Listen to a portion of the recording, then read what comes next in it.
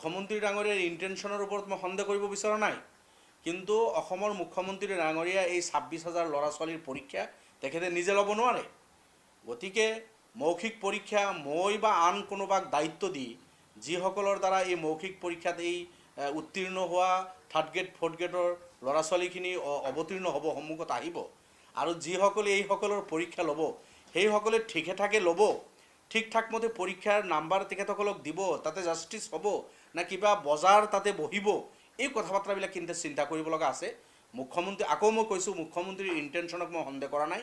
তেখেতে যেনেকৈ কৈ আছে যে কোনো ধৰণৰ চাকৰিৰ ক্ষেত্ৰত কোনো এটকাও লোৱাৰ যাতে কোনো ৰেকৰ্ড নহয়, এটকা লৈও যাতে কোনেও চাকৰি নিদিয়ে, তেনেকুৱা এটা অৱস্থা কৰিব। সঁচাকৈ যদি তেনেকৈ বিচাৰিছে, মই মাননীয় মুখ্যমন্ত্ৰীৰ প্ৰতি মোৰ আহ্বান যে প্লিজ আপুনি এই মৌখিক পৰীক্ষাটো বাতিল কৰক, আৰু এই ল'ৰা ছোৱালীখিনিৰ পৰীক্ষা দি, পৰীক্ষা স্বচ্ছতাৰে হৈছে, পৰীক্ষাৰ পিছত যিখিনি নাম্বাৰ পাইছে ওপৰৰ পৰা আপুনি পোষ্ট হিচাপে যিমান পোষ্ট খালী আছে চাকৰি দিয়ক, এইটো মোৰ দাবী মুখ্যমন্ত্ৰী।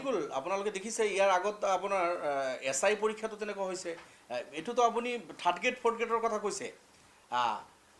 আপোনাৰ APSCৰ কথা আপুনি চিন্তা কৰক, তাতে যিখিনি ইনকুৱাৰী চলি আছে, কিমানজনৰ চাকৰি গ'ল, কিমানজন গ্ৰেপ্তাৰ হ'ল, এতিয়াও সেইটো আপোনাৰ আণ্ডাৰ ট্ৰায়েল চলি আছে।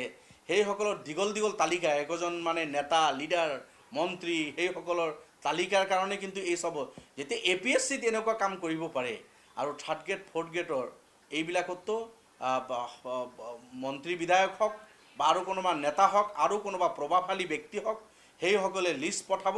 আল্টিমেটলি এই যিসকল দুখীয়া ঘৰৰ ল'ৰা ছোৱালী তেখেতসকলে মেৰিটৰ ওপৰত ভিত্তি কৰি পাছ কৰিছে, সেইসকলৰ কোনো তালিকা নাযাব, বা কাৰো লগত সম্পৰ্ক নথকাৰ কাৰণে যদি তালিকা নাযায়, আল্টিমেটলি তাত গৈ যদি এইজন ভিক্টিম হ'ব লগা হয়, এইটো বৰ দুৰ্ভাগ্যজনক ঘটনা হ'ব।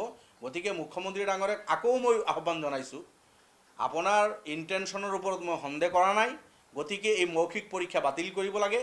মৌখিক পৰীক্ষা যদি হয়, তাতে যিসকলে পৰীক্ষা ল'ব সেইসকলক মিছগাইড কৰাৰ বা সেইসকলক আণ্ডাৰ প্ৰেছাৰত লোৱাৰ বহুত পচিবিলিটি, সম্ভাৱনা থাকিব। সেইটো আৰু পলিটিকেল লিডাৰৰ দ্বাৰাই হওক, কোনো প্ৰভাৱশালী ব্যক্তিৰ দ্বাৰাই হওক, কোনো সংগঠন বা দলৰ দ্বাৰাই হওক, এই প্ৰেছাৰ ক্ৰিয়েট কৰি কিন্তু এই চাকৰিবিলাক আপোনাৰ তাতে বেমেজালি হোৱাৰ বহুত সম্ভাৱনা থাকি যায়। সেই গতিকে মৌখিক পৰীক্ষা বাতিল কৰিব লাগে।